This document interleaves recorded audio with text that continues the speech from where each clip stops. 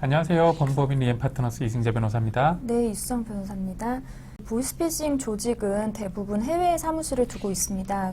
보통은 국내에 입국하였을 때 국내 수사기관에 의해서 검거가 되는데요. 최근에는 해외에서 현지 수사관에 의해 검거되는 경우도 늘어나고 있습니다. 예, 이러한 경우 추방되지 않고 현지에서 재판을 받고 형이 확정되어 모든 형기를 마치는 경우도 있는데요.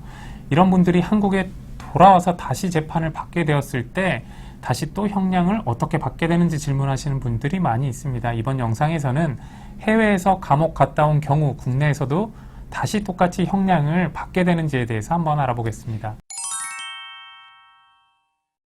해외에서 검거가 되었다면 해외에서 재판을 받고 선고받은 형기를 모두 해외 교도소에서 마친 경우와 재판을 받은 것은 아니지만 일정 기간 동안 해외 수용소에 있었던 경우로 나눌 수 있을 것 같습니다. 예, 먼저 해외에서 재판을 받고요. 형기까지 모두 마친 경우는 형법 제7조에 따라서 구속되어 있던 기간이 국내에서 선고되는 형에 일부 합산되게 됩니다. 해외 교도소에서 형을 살았다면 그리고 관련 서류를 검찰에서 확보하고 있다면 검사가 이 자료들을 재판부에 제출하기 때문에 우리나라에서는 따로 처벌을 받는다고 하더라도 실무적으로는 처벌 수위가 낮아지게 됩니다.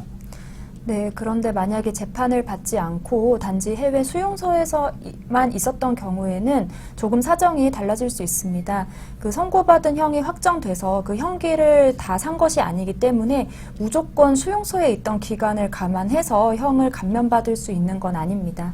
예, 하지만 수용소에서 있던 기간도 당사자 입장에서는 형을 산 거와 마찬가지로 일종의 구금 내지는 구류를 당한 것이라고 볼 수 있는데요. 이러한 경우 변호사의 도움을 받아서 양형 요소로 주장해서 적극적으로 법원과 수사기관을 설득해서 감형을 받는 것이 필요할 것 같습니다. 해외에서 형을 살거나 수용소에 있었던 사람이라고 해서 무조건 국내에서 낮은 형을 선고받는 것이 아닙니다. 유리한 사정은 본인이 스스로 적극적으로 주장해야 하는데요. 예, 왜냐하면 해외에서 있었던 일들이 전부 기록으로 검찰에 넘어간다고 단정할 수는 없기 때문입니다.